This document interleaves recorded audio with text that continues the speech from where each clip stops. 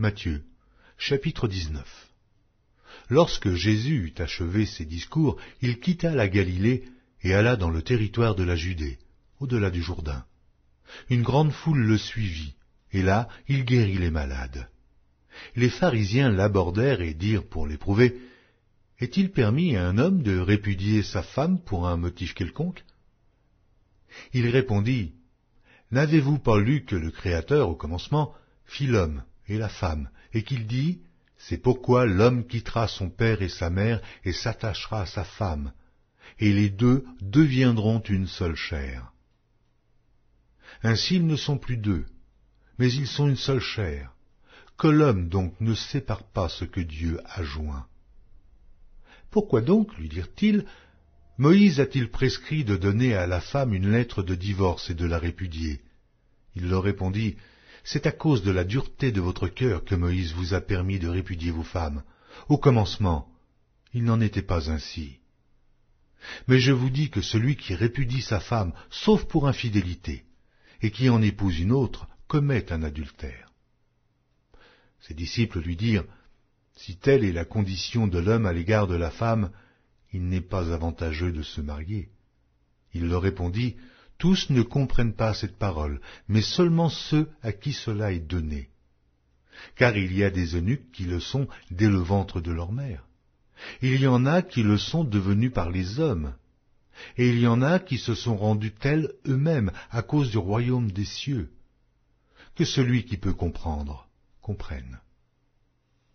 Alors on lui amena des petits enfants, afin qu'il leur imposât les mains, et pria pour eux. Mais les disciples les repoussèrent. Et Jésus dit, laissez les petits enfants, et ne les empêchez pas de venir à moi, car le royaume des cieux est pour ceux qui leur ressemblent. Il leur imposa les mains, et il partit de là.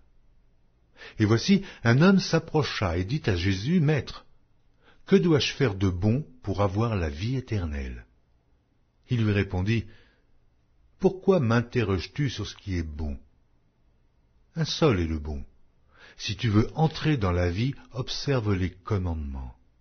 Lesquels, lui dit-il? Et Jésus répondit, tu ne tueras point, tu ne commettras point d'adultère, tu ne déroberas point, tu ne diras point de faux témoignages, honore ton père et ta mère, et tu aimeras ton prochain comme toi-même. Le jeune homme lui dit, j'ai observé toutes ces choses, que me manque-t-il encore?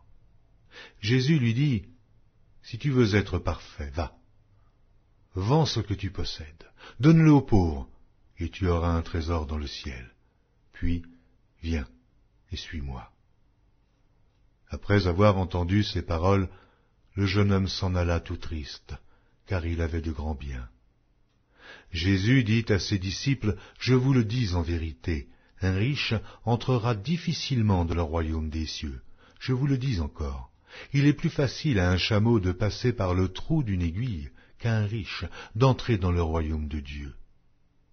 Les disciples ayant entendu cela furent très étonnés et dirent, qui peut donc être sauvé? Jésus les regarda et leur dit, aux hommes cela est impossible, mais à Dieu tout est possible.